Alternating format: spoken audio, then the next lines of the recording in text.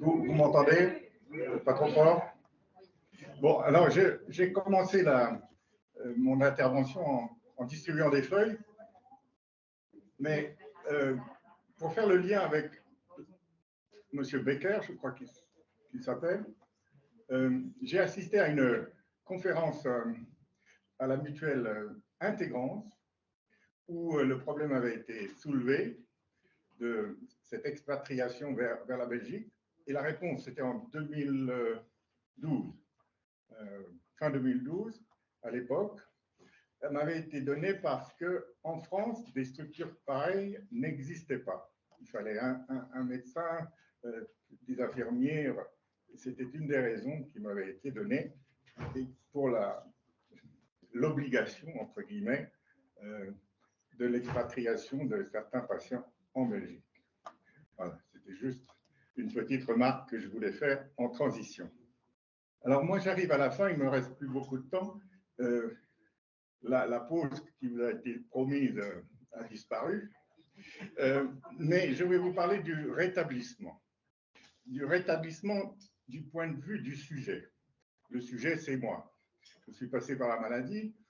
J'ai une forme peut-être moins sévère de schizophrénie.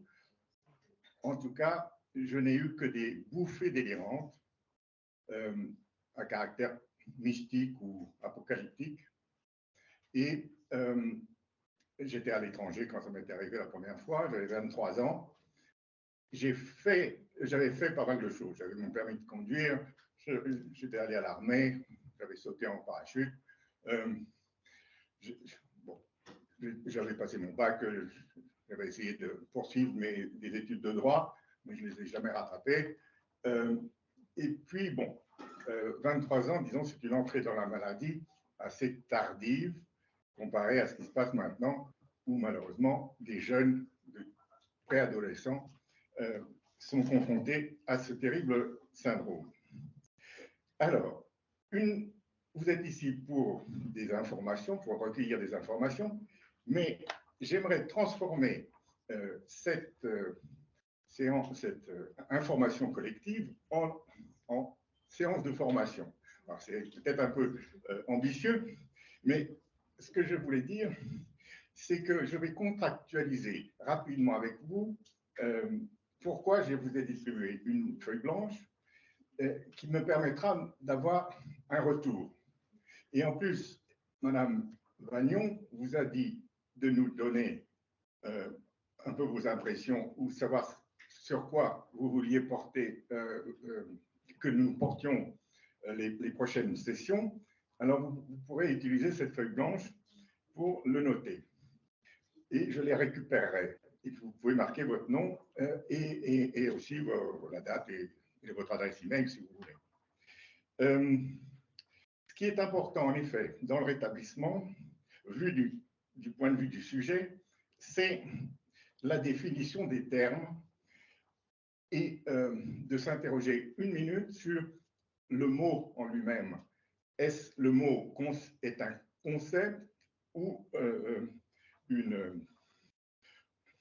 voilà, enfin, les termes, la définition du mot. Mais définir quelque chose, c'est aussi le conceptualiser. Alors, je ne veux pas faire de la sémantique. Hein. Quelquefois, les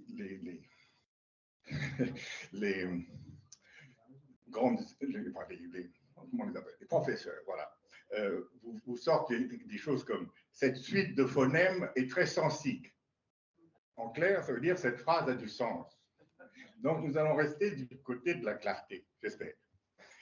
Le rétablissement, c'est un parcours de vie, c'est un mouvement. Et si je suis parti de mon état, c'est en effet parce que, même lentement, je n'ai pas cessé d'avancer. Et c'est peut-être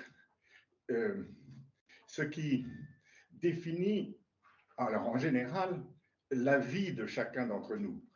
C'est de pouvoir justement poursuivre la vie qu'on a à mener.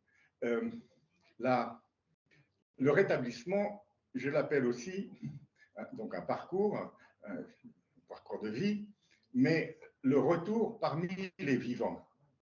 Et les vivants, pour moi, c'est la possibilité de, oui, de respirer, c'est le souffle, c'est l'esprit. Tout ça, c'est la même racine, disons. Le pneuma, en grec ancien, c'est donc le souffle. Et poursuivre, on parle de... Il a donné son dernier souffle. C'est à la fin que ça arrive. Donc, c'est très important pour moi, devant vous, d'affirmer ce qui me semble être une évidence, qu'on peut bien faire deux choses à la fois, c'est-à-dire respirer et faire ce qu'on a à faire. Essayer de ne pas respirer, on essaye de savoir quelle est la discipline médicale la plus importante. Moi, je mettrais peut-être avant la chirurgie ou avant la cardiologie, je mettrais la pneumologie. Et dans le même sens, la psychiatrie qui est la médecine de l'esprit, sans l'esprit, sans le souffle, sans le pneuma, sans l'esprit avec un grand E, me semble bancal. Alors, le français, encore une fois, est une langue spirituelle. On fait des jeux de mots.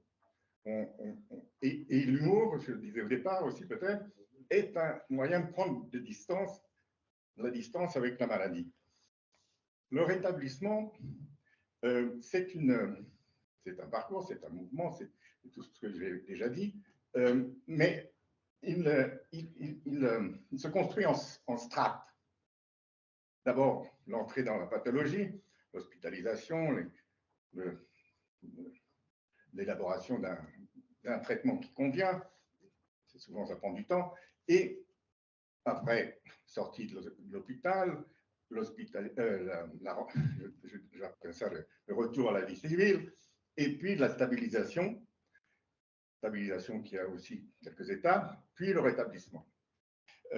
Mais l'humour permet cette prise de distance tant avec soi-même qu'avec la maladie. Et on apprivoise ces problèmes personnels et on réussit progressivement. Je ne dis pas que c'est facile, j'en ai vraiment souffert parce qu'il y a un décalage entre ce que vous vivez, ce que peut-être la société attend de vous, et l'état dans lequel vous êtes. Et finalement, le rétablissement, c'est de réussir à vous rassembler en une personne. Je dis souvent que ce terme de schizophrénie est stigmatisant et presque pire que la maladie elle-même, parce que elle ne rend pas compte de cette souffrance du morcellement de soi. Et je voulais introduire le terme de trouble de l'unicité, qui me plaisait assez, mais je mets maintenant un peu mes billes dans les troubles de la... comment ça s'appelle epséité, je crois. Non, comment c'est avoir l'impression de... le patient, moi j'ai toujours eu l'impression que j'étais à côté de la plaque. Donc, je trouvais que ce terme, avoir l'impression, c'est exactement ça, les troubles de l'épséité. Alors, j'ai le plaisir à voir ici présent Jocelyne Yacoub, je ne me trompe pas, qui a proposé un nom qui me paraît excellent pour ça, c'est le syndrome de Patricia Digan. Mais voilà, c'est incarner la pathologie et ça donne justement un caractère vivant. Parce que elle, Patricia Digan, elle s'en est vraiment très, très, très bien sortie. À l'américaine, elle en a fait quelque chose. Et de cette souffrance, et je vais terminer peut-être là-dessus, c'est que, avec ces strates, avec ces définitions ou ces concepts, mais ça, c'est extérieur. Ce que vous réussissez à faire, vous, c'est le patient, c'est le sujet, c'est la personne, c'est de reconstruire, de faire, oui, ce retour parmi les vivants, c'est de se réapproprier les rênes de son existence, c'est la restauration de l'estime de soi, c'est énormément de mots comme celui de résilience, qu'on applique maintenant beaucoup, et de toutes les manières, pour ces trois exemples, ça passe par les airs. Non? Bon, vous suivez? Établissement, restauration, résilience, voilà, ça passe par les airs. Et l'exemple peut-être le plus convaincant serait justement est celui de mon parcours qui me mène jusqu'à vous pour délivrer ce témoignage, séance de formation combinée, et pour terminer donc, d'écrire le mot ou l'idée qui vous a le plus marqué, ainsi que, comme l'a dit Madame Pagnon, d'écrire ce que vous attendez de Schizowie pour les prochaines sessions. Merci. Voilà. Alors, vous pouvez aussi, en effet, utiliser la feuille que je vous ai passée, mais utiliser l'adresse email de l'association, et sachant que l'association Schizowie est une association mixte, comme on les appelle, où il y a des proches, la famille, quelques professionnels de santé, mais aussi des patients. Voilà. Il y a des patients. Et faites-le savoir. Voilà. Le bouche à oreille est très important aussi. Je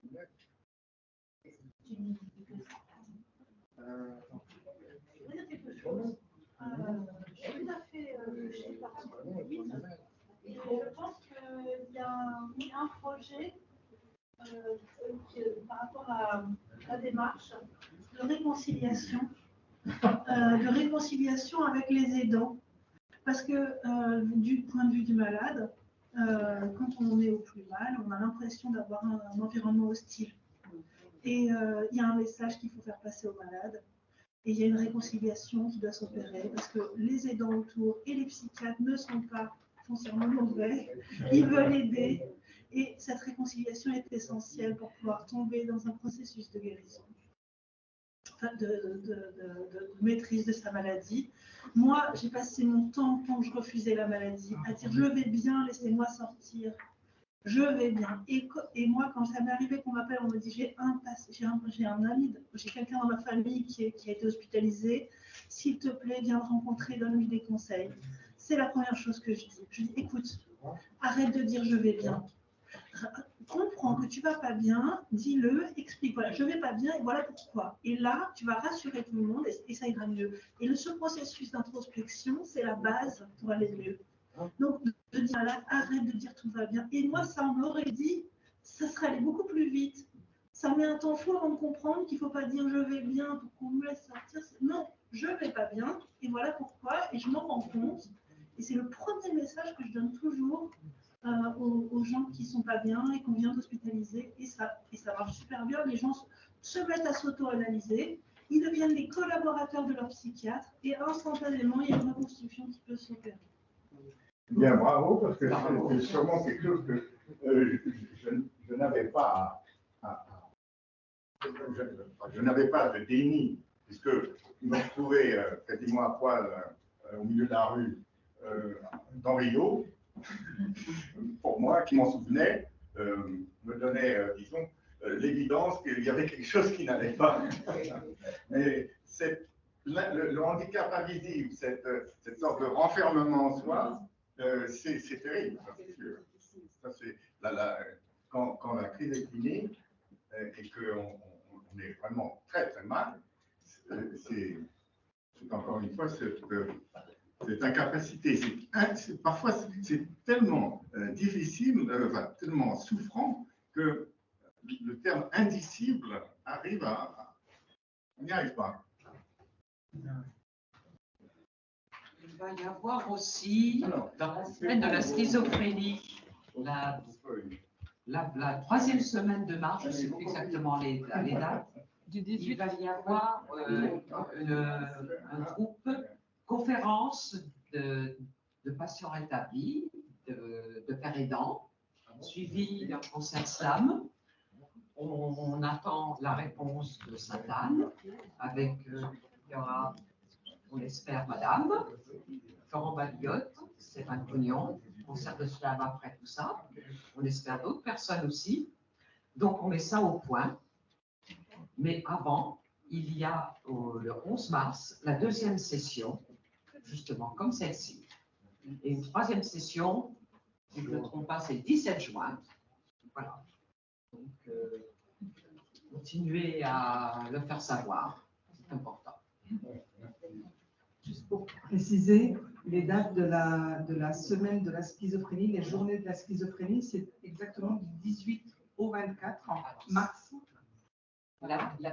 Et l'atelier, alors il y a un premier atelier pour ouvrir les journées de la schizophrénie qu'on organise en partenariat avec le collectif Schizophrénie, qui est voilà, une fédération d'associations autour de la schizophrénie, et Positive Binders, qui est l'une des associations aussi partenaires. Et c'est une projection d'un film appelé Fréquence Julie. Et il sera suivi d'un colloque avec la protagoniste, donc une personne atteinte de schizophrénie, et son amie et productrice du film, Miyama, qui viendront toutes les deux témoigner en direct donc dans la salle de cinéma sur voilà, tout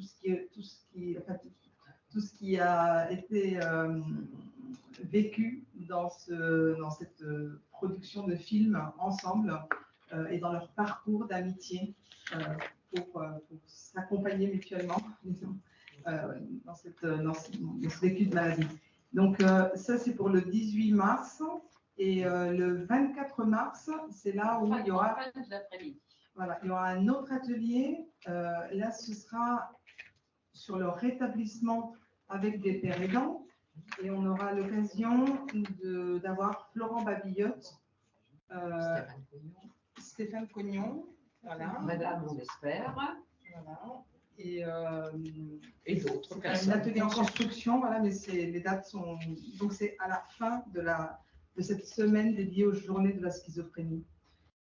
Et puis finalement, il y a aussi un autre atelier sur lequel nous sommes en train de travailler, qui n'a pas encore de date, mais qui est certes très intéressant, sur les soins sans consentement, avec maître Corinne Vaillant. Cet atelier aussi sera, on communiquera, il est organisé, mais c'est un sujet qui est très très sollicité, l'étude, donc j'imagine qu'il suscitera beaucoup d'intérêt. Et n'hésitez pas à nous faire parvenir toute idée sur d'autres sujets. Nous serons ravis d'organiser. Je ne sais pas si, excusez-moi, parce qu'en fait j'ai été absente 2 minutes, je ne sais pas si vous avez abordé le sujet, parce que là ça m'a inquiétant comment on entend les témoignages. Il y a plein de sujets qu'on n'a pas abordés. Oui, bien sûr, mais là j'entendais des témoignages qui m'ont un petit peu inquiétée. Et donc c'est surtout pour les structures d'hébergement, j'entends qu'il n'y a pas de place, qu'il faut faire je ne sais combien de dossiers, éventuellement la DMJ. Voilà. Est-ce que vous allez faire des ateliers où, voilà, parce que c'est tellement complexe. C'est une idée, effectivement, donc on prend note. Ok, merci. Peut-être à. Vous avez fait remplir une de ces. Donc, nous avons fini cette belle journée. Vous pouvez laisser votre nom maladie. ou marquer ce que vous avez appris.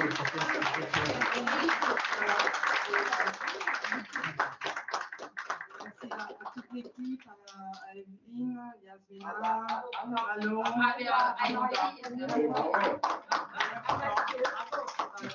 Yasmina qui n'est Oui, qui n'est pas là, mais qui extraordinaire. ouais, ça fait beaucoup d'énergie et qui est derrière, donc, comme elle vous a expliqué, derrière cette nouvelle permanence d'orientation juridique, enfin, très généraliste et en même temps capable d'aller jusqu'au fond des dossiers pour accompagner les personnes qui y appellent. Et voilà, nous vous convions tous à prendre un dernier petit café ou un rafraîchissement avec une viennoiserie pour clôturer cette journée. Et à très bientôt, toujours disponible sur nos permanences. Voilà. Merci.